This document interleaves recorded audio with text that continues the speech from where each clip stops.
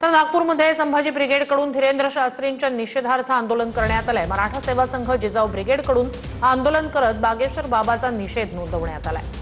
तर बागेश्वर बाबाला महाराष्ट्रात बंदी घाला अशी मागणी करत अमरावती शहर काँग्रेसनंही आंदोलन केलंय।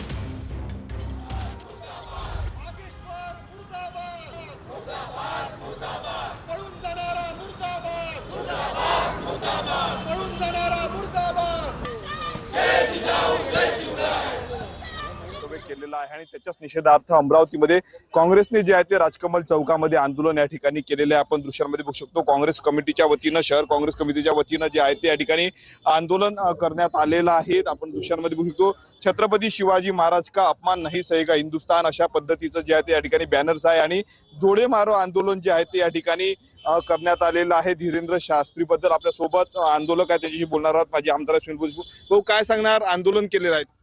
आपण पाहिलं असेल की परवा तो भोंदू बाबा बागेश्वर यांनी या महाराष्ट्राचे मुख्यमंत्री, केंद्राचे मंत्री नितीन गडकरी आणि राष्ट्रीय स्वयंसेवक संघाचे सरसंघचालक यांच्या समोर असं धडधडीत विधान केलं की शिवाजी महाराज हे थकले आणि त्यांनी आपला मुकुट काढून त्यांच्या पायाशी ठेवला रामदास स्वामीच्या आणि त्यांना सांगितलं हे धडधडीत हा इतिहास आम्हाला आतापर्यंत कोणी हा इतिहास शिकलो, पण ही यांची जुनी पद्धत आहे की महात्मा गांधी असो, पंडित जवाहरलाल नेहरू असो, शिवाजी महाराज असो, डॉक्टर बाबासाहेब आंबेडकर असो, यांच्याबद्दल महात्मा फुले असो, यांच्याबद्दल यांच्याबद्दल मोठी असूया आणि द्वेष आहे।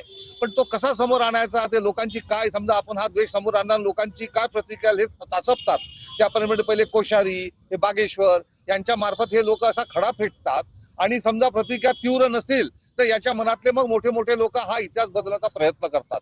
त्याच्यातला हा एक प्रकार आहे। या बागेश्वर बंधू बाबाला अटक ताबडतोब झाली पाहिजे।